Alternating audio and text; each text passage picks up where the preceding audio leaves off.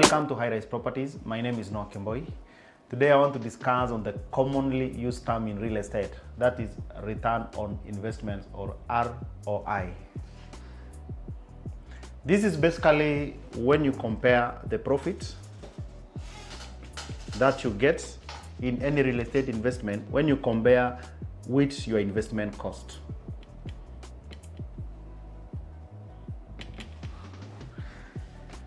Let's put a case scenario of a client called John.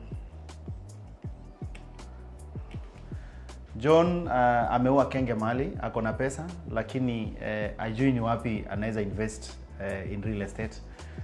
So John, there are two scenarios when it comes to investment. John atafikiria kununua shamba, to buy land and do apartments. Wacha ni believe hiyo kenge yake ilikuwa kubwa sana. So you have enough cash, he thinks about buying land and then doing construction of it, on it. Or anafikiria kununua a ready built house for income purpose. These are the two scenarios. On the first scenario, when it comes to land, there are some things that John has to really consider if at all is looking at getting a good return on his own investment. Basically, he has to do a proper market survey about that area. Na ndio mara mingi nakwambianga, ukiwa na pesa usijifanye like you know everything. Get a proper guy, maybe a good realtor who can give you the correct information when it comes to a locality in terms of rent. Do a proper market survey. Also, get a very good area. Not a market survey is also enough. Get a prime area, because every good area with good access roads, good amenities will always give you a better rent. Also consider the factors of security. Like in Mombasa, for instance, if you are to buy, I do really discourage Kisauni and maybe Likoni because of the insecurity incidences. That one has a long-term effect on how much you will get on your investment. Another thing John will decide maybe to buy a unit on a specific price, and then he gets a rental income out of it.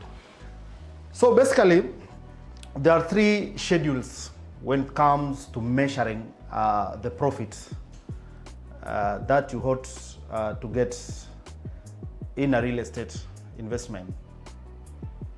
Maybe get a paper and a pen for you to just write something for your future records. So, return on investment, basically, you have to know the kind of percentage that you get on each and every investment. And basically, this one applies on this. If you have a ready unit, you have to look at the rental income, also compare with your investment cost, so that you can be able to know how many years it will take you for you to recoup your money back. The return on investment, you have to calculate the net rent, then you divide by the investment cost, and then you multiply by 100. Let's put a case scenario of John. He has bought this property. Let's put a case scenario ya kwamba hii property amenunua, first the selling price was 9 million.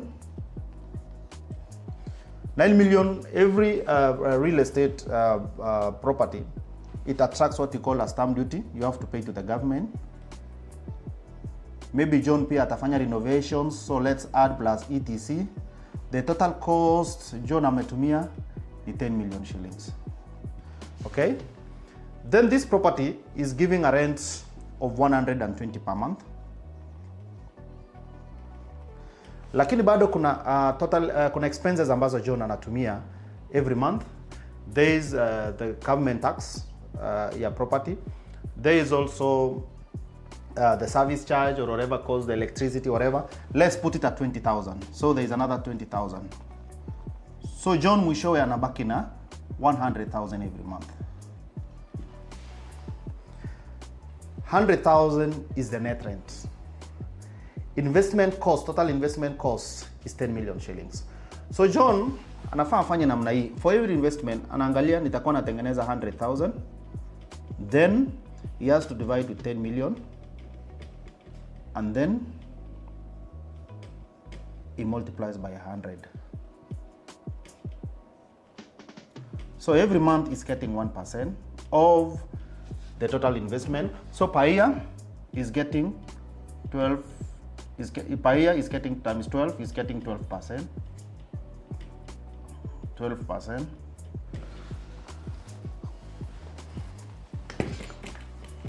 Now there are 3 schedules ambazo zitamguide John. If John gets if he was to get between 4 to 6% return on investment, this is what we call conservative of passive investment.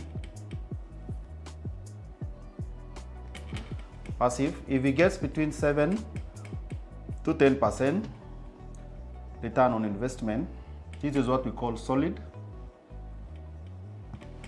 If he gets 10%, 10 plus return on investment, this is what we call high performance.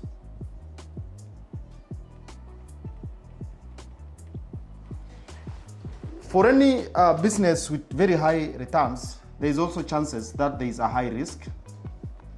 So you need to be very careful about it. And that's why property mingi ambazo ziko na issues, you find mtu akiwa anauza bei ya chini sana. Ukifanya calculation and realize inakupatia pesa mingi, inakupatia very good return on investment per month. You need to be very careful when it comes to high risk. Hii ingine inanga mambo mengi. I will discuss more in detail this one in our future videos. For the other case scenario, John amepata 12% per annum.